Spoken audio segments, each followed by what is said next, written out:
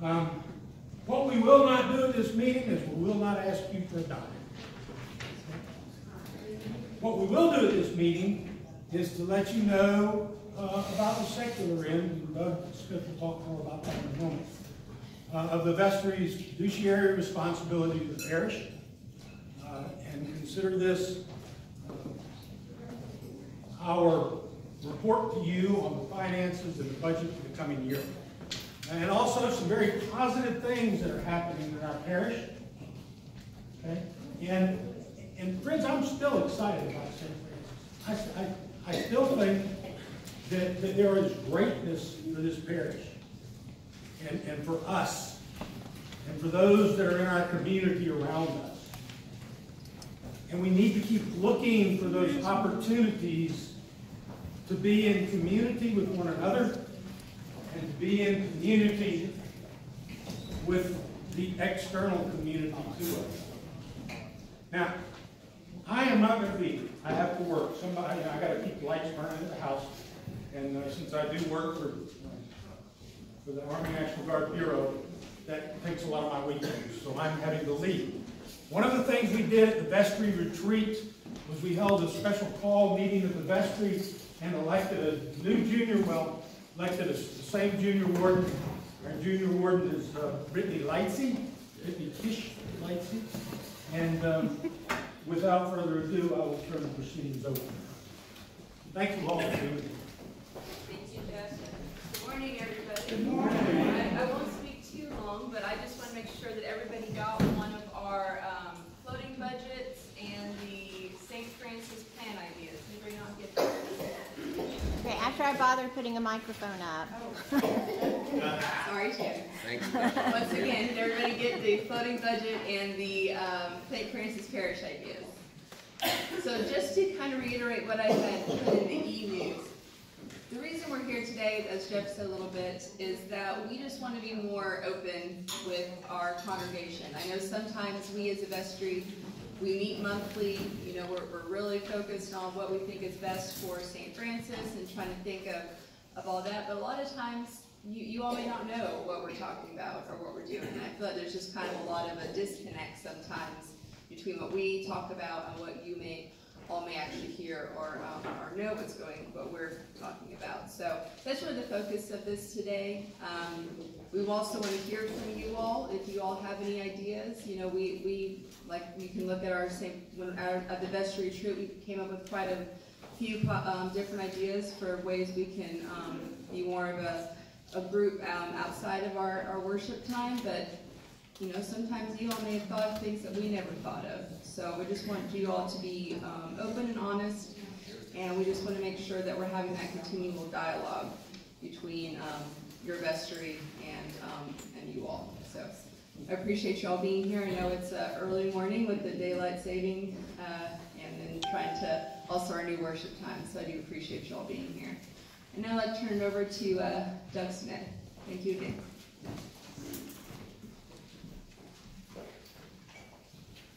Good morning, everyone. Good morning. Good morning. And everyone has sheets, right, and information from them. I'm going to put it up on the screen also, but I'll do that in a moment. First of all, I want to thank you for electing me to the vestry again. You know, I was on it one time before, took a year off, and I'm back on it. And I'm looking forward to helping the church as much as I can. And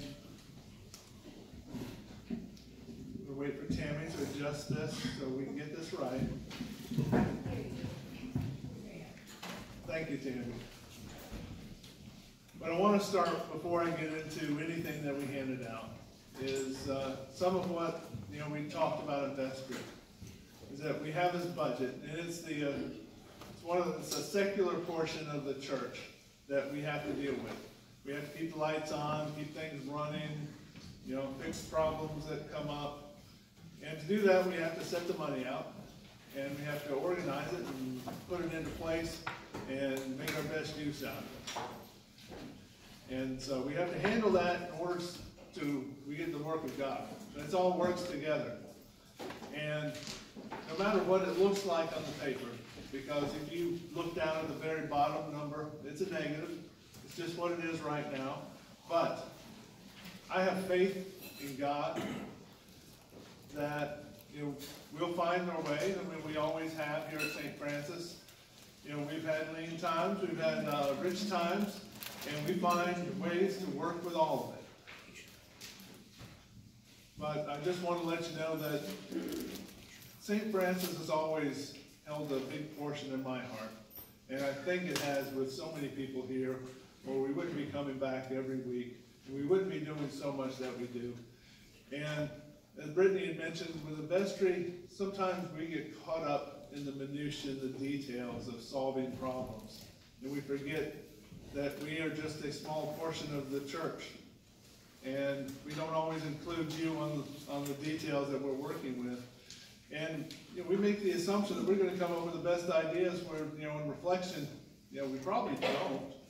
We do the best ideas we have, but we're opening this up to everyone to be more transparent with what we have. We always have been transparent, but we've never put it out there for you. So we want to put it out there, and we look at all the lines, and then we'll see where we're going to go. And we wait for your ideas and our ideas and God's ideas, and we listen to that. And we see where we want to go and what we want to do and how we want to do it. So with that, let me pop up the screen.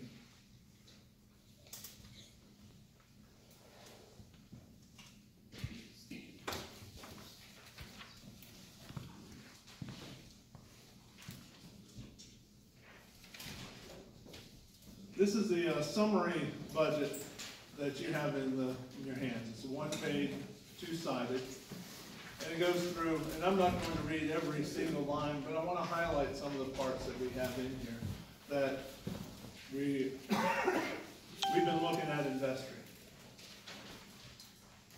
So we start off with, we have the pledges, and that's what everyone, you know, that's turned in a card. We've tallied those up, and this is the number we came up with. It's different from it was before, but, you know, we're looking at just the realities of what we have. And we're guessing that we might get some additional money, so we end up with a little, you know, $203,000. Now we always have contributions that come in through the year that aren't a pledged item, and anything that's put in the plate that's not designated towards anything and it's not part of a pledge gets added up. And we make some money off of some interest income and from the facility fees that we charge for them to use down near the Arts Center. And from Amazon rewards and Kroger rewards, we get a little bit from there. Last year, this line I want to show you because it was a special gift that we received. So the totals from that income, if you look at the big budget, the detailed budget lines, which we do have some copies available up here, and we can get them for you. So we don't have that this year, but that just came in as a special gift last year. We were able to use it and do some work with it. So we have a little under $228,000 right now. Now out of that, the expenses for the salaries, we're paying for an excellent rector. That was me. I tell you, it's a bargain. Trust me, it's a bargain. Ben does a lot for us, and not just up there when he's giving communion and preaching and going through the service and crawling under the basement to yesterday. He crawls in the basement. He goes everywhere. He paints. He scrapes. He does so much, and he gives out of his own house to many people. I'm sure some people say he should spend more time on his sermons and less time in the cross. And I would say we're just not listening right. We're not getting anything out of it. But we have part-time office personnel to keep things running, bookkeepers, sexton to help keep the parish hall up to date. Setting up the chairs, cleaning everything. Our organist for the wonderful music. We have to get a substitute organist. Going for the nursery attendance, so parents can be comfortable with leaving their children there so they can go and get their enrichment in the services. some different health savings and insurance. One thing that we have listed that we don't have is a part-time associate rector. As Shirley has moved on to her own church, and so she's not available. We have a youth intern, which we would hope to have, but the money's not there, and so we didn't put it in there. But that's something we want to do what we need to help with the youth. We do have the children's ministry coordinator that we're focusing on, and we do have listed as a wish list on here was an associate rector and half-time parish administrator. But those numbers were pulled out of the proposed budget, which the center column is what people turned in. That's what they would hope for. And we have other overheads with comprehensive insurance, workers' comp, all the utilities, the copier, cleaning supplies, pest control, grounds upkeep, the contract. We have all the office supplies, and working with the office work in general, or software. Some of these are zeros on the left column. I think not because we didn't do them before, we just didn't have them in this space in the budget, and they were rolled up into other items, and we didn't fully accommodate for them within the budget lines. I want to say, if you have any questions through any of this, you don't have to wait until the end. You can just pop up with them. And we pay for all the work with the committees. We have a committee budget. And for the worship, making sure we have all the bread and the wine and the altar set up, the Book of Common Prayers, all the baptism books, those that we get out of confirmation and the baptism, dry cleaning for all the wine gets spilled, and making sure that everything we have is nice and clean. We have to pay for the copyrights and guest musicians and instruments repair and upkeep and tuning. And we have outreach, and I want to point to this specifically. If you see, we had 68, 62 in it last year, and we have 0 now. And I want to pay attention to this one, because this, I believe, is the right way to do it. And a lot of people I've talked with, we've taken the outreach, Loaves and Fishes, weekend lunch, Path to Shine, Making Volunteer Clinic, Daybreak, Haitian Hope, and the ERD out of the secular budget, and we've turned it over to where it belongs. It's with the parish. Because we as a body, as a parish, can make all this happen. And my personal thought is, with this line item in the budget, my concern is, when we reach, if we put $11,250 in the budget, when we reach $11,250, we stop. And that's my worry with this in here.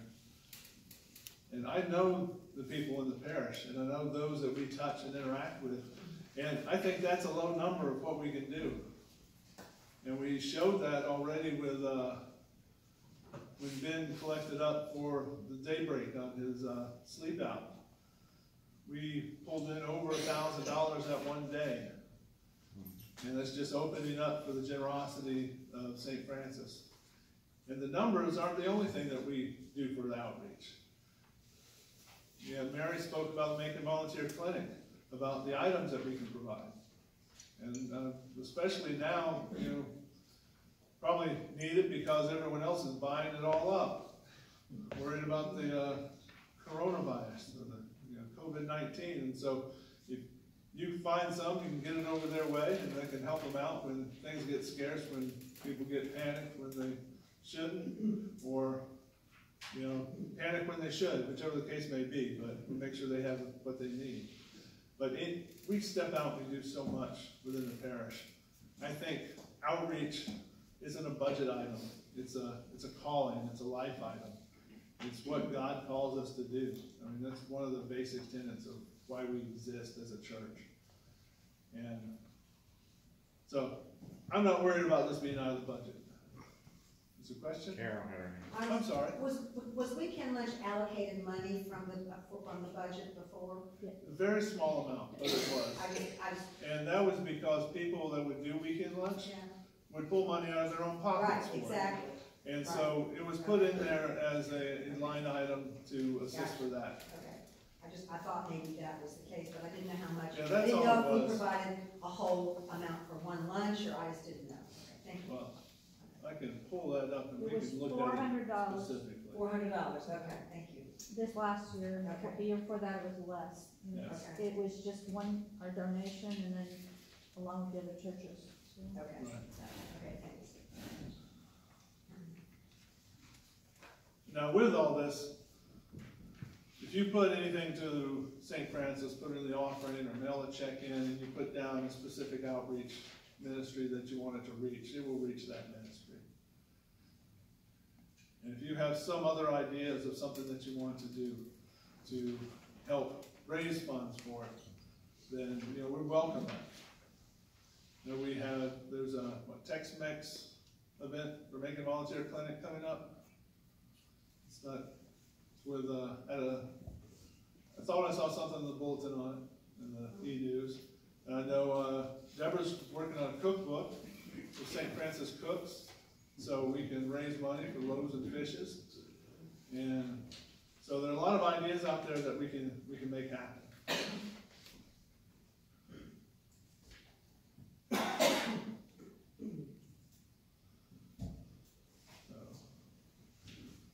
We have all the adult ministries, children ministries.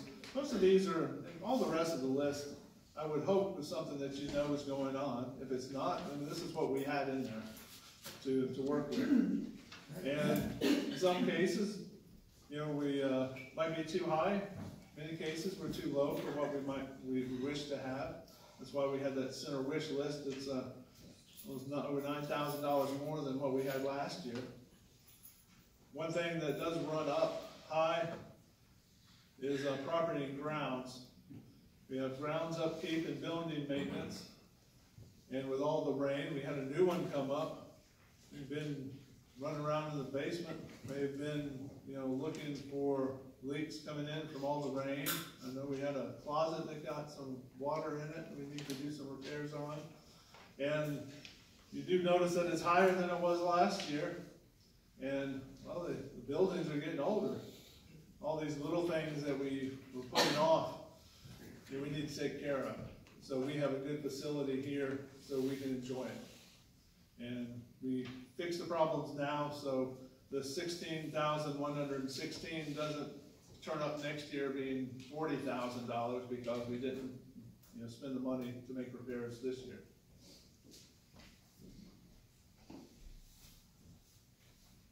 We have the diocese expenses. These are pretty set in stone. There's not much we can do about it because this is what we do for the diocese to help support them just as they support us.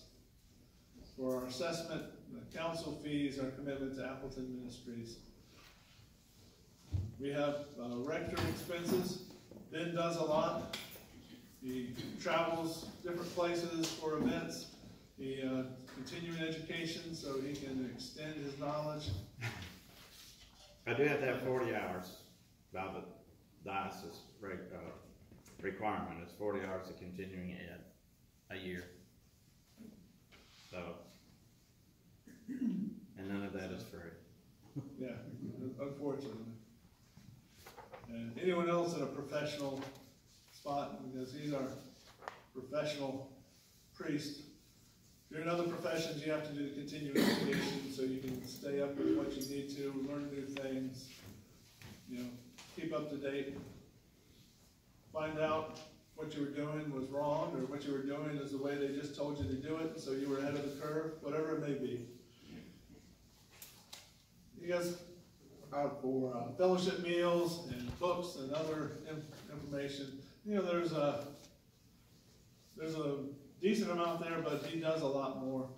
And I'm certain that much more than this comes out of his pocket for these these activities.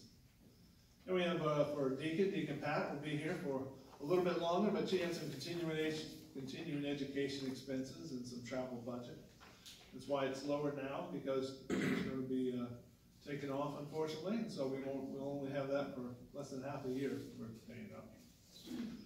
And so in the end, what we have is our total expenses, $289,653 is what we have in the budget right now. Now our income from the top, $227,862, which gives us this big negative number right here. Now, we want to put this out to you. This is what we have. This is not what it will be. I believe that we're going to find ways either to do more with less, with what we have, so we don't end up spending as much in the budget as we need to. We find ways to save some money. We find ways to get some volunteer work. There are a lot of ways we can look out for there. And as a vestry, we want to put this out because, as I said before, we have ideas, and we can put those down, and we can decide what we're going to do, and we can take out all the committees, we can do this, we can pare it down to the bone, and I don't think we need to do that. And so because of that, we're putting it out to the parish, because our collective work can do a lot more than just the vestry. In the vestry, we try to manage this, and we guide this, and we're the ones that, get our hands dirty with the work to get the details. You didn't get the big sheet, but instead of your 2 pages, it's 10 pages. If anyone wants a detailed copy, you can. And each one of these lines, there's much more to it than just that one line. As the treasurers and finance committees work hard at getting all this sorted out, and it takes a lot to get everything done within the church, with the secular portion of the budget, which helps with our godly work. So I've talked about this. I've answered 1 or 2 questions. Is there anything that anyone has that they want to speak on about this budget? What I'm saying in first blush is, there's fixed expenses and then there's discretionary expenses, and pretty much what I'm seeing here is fixed expenses, so I don't see a lot of wiggle room. Right, and that's where it's at.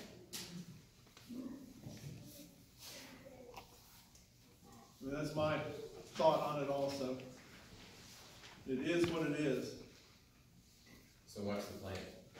The plan It's a is, substantial amount of money that will be in the hole at the end of the year, so what's the plan? the plan is what we're doing right now. We're putting out there for ideas, and we're seeing what can the congregation, what can the parish come up with that can assist us on this. And we're working on it. We're praying on it. And we ask you to do the same. One of the things, the diocesan assessment, that lowers when our income is lower, right? Yes. So we're expecting it to be lower next year, but we do have to get through this year. Yeah, it would be lower in 3 years, I believe. That's it. It's We got 3 more years. Yeah, Well, it's an average, It's an 3-year average average. of the last 3 years. Yeah. And so this won't show up for, won't really show up in any substantial amount until later. And then part of what you see, the increase that went from last year to this year, is the Appleton commitment is actually a diocesan commitment that we took out of outreach and put it where it really should be. So that bumped that number up a little bit. I'd like to point out that committee expenses are, I think, between 8 and 9% of our budget. Mm-hmm. That's such a small bit, and that's really where the rubber hits the road. Those are our programs that draw people and keep people and give to us. So, we have fixed expenses, and then we have these expenses, and this is not someplace to cut. I don't think we ought to think about cutting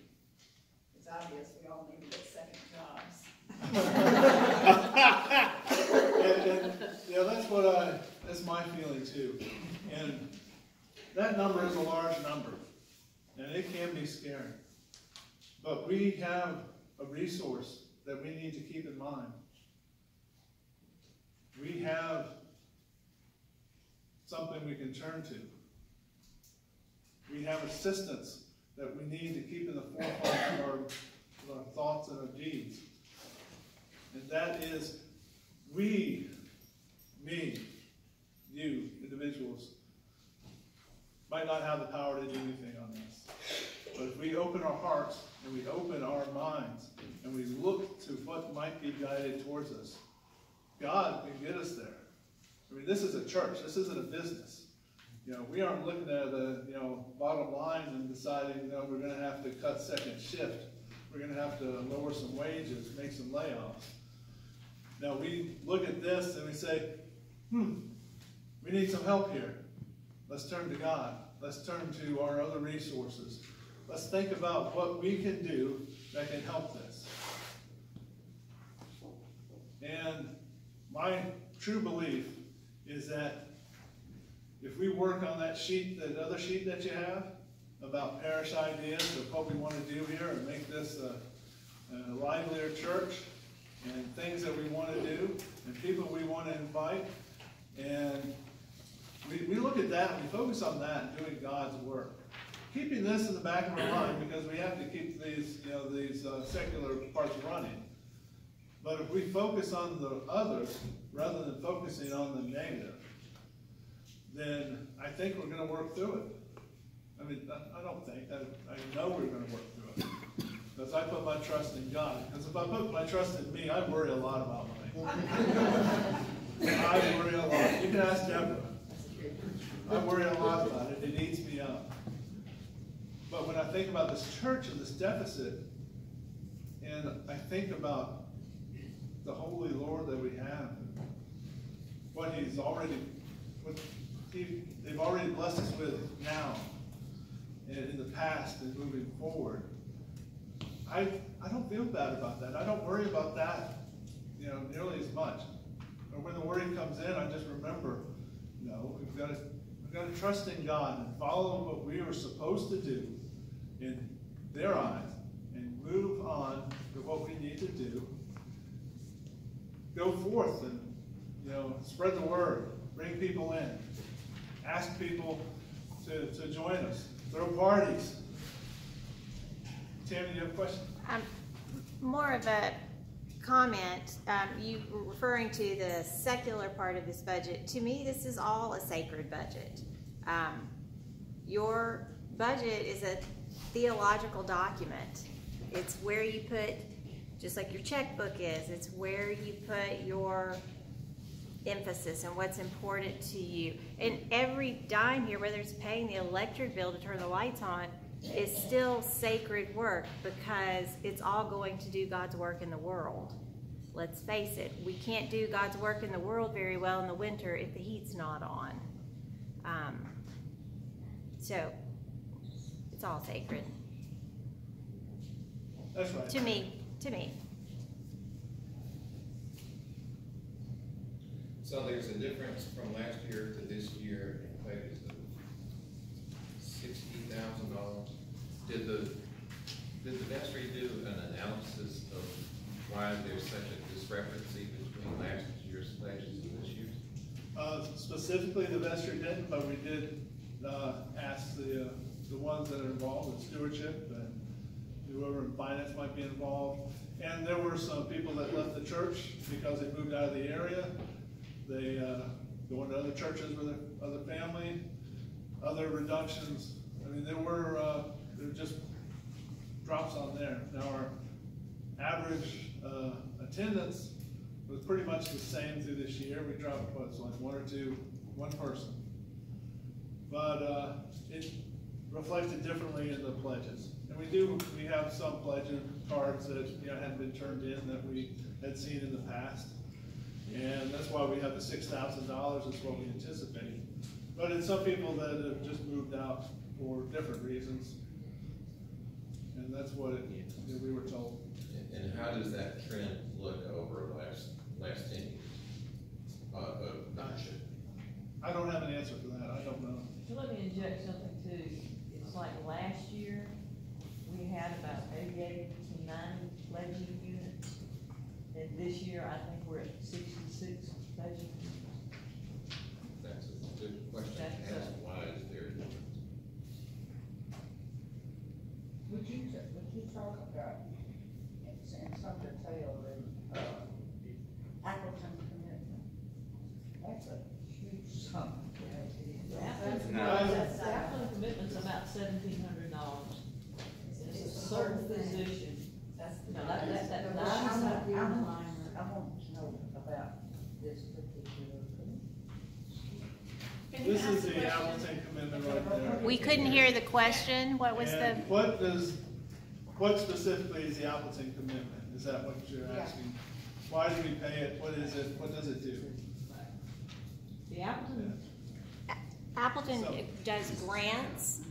We agreed as a convocation to support Appleton, and I will say I believe we may get more than that back in grants. One of the grants goes to the Arts Center to work with kids. That bringing in all of that money, you could relabel that outreach. It's all going to outreach, working through Appleton and all of their grant But programs. Mary, it's not that whole amount that you see. It's the $1,700. $1,700. Tracy, would you please tell them the amount of money that we've gotten from Appleton grants? Over $15,000. Yeah, that's a good. $15,000 for $1,700 investment. Yeah. I think she may be talking about, are you looking at the diocese expenses? That 37,191? Is that the number you were referring to? Yeah. Yes, I think that's what she, that is all put in one. Is that in the budget, and that's what we're getting? These lines up here. This is what we have for the diocese. And this is other council fees, and this is what Appleton budget is. With Appleton is a commitment that we don't have a choice about. Right. Right, none of those Appleton, are. the diocese tells us what we have, what our commitment is, and every church in the diocese of Atlanta has a commitment to Appleton. It's based on how many people they have, it's based on how much income they have through the period. The diocese tells us that. Also, Appleton has a commitment that we give you in Thanksgiving, and that's just the, whatever you put in the plate you want to give to. But the commitment to Appleton is not a choice. And the assessment needs to be explained, somebody will explain that. So the real commitment specifically, is 17,000? 1,700. Because that's part, that's all the other that's in there. That number's confusing because it's all lumped together. Yes, exactly. I was trying to get it to fit on those front and back, but we have extra copies here, that's why I pulled this up. We only Can I read that breakdown? Yes. Okay. Or, The diocesan assessment is $35,000. The diocesan council fees are $480. The Appleton commitment is $1,307.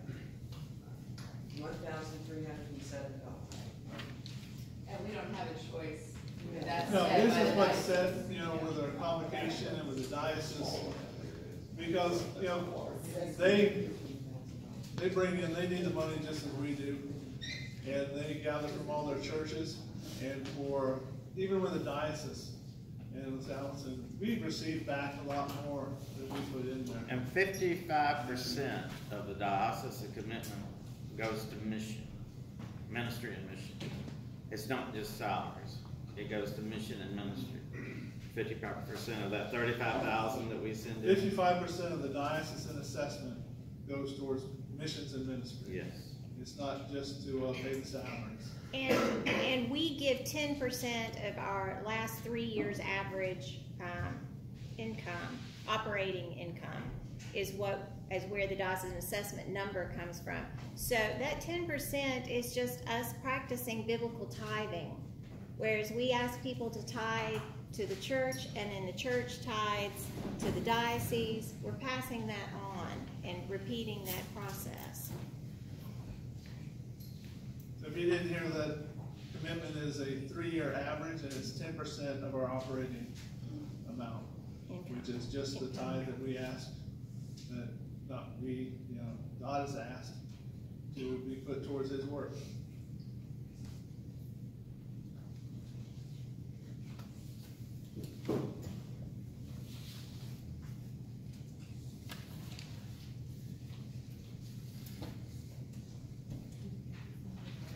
Any other questions on the budget?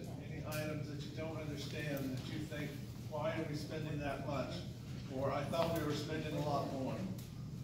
Yes, sir. Doug, it appears like that what we need to do is to increase our income. Yes. Yes. Okay. One way to do that is to increase the number of Franciscans. So are there plans to bring in more potential members of the congregation? That's part of that second sheet. The ideas that we have. Okay.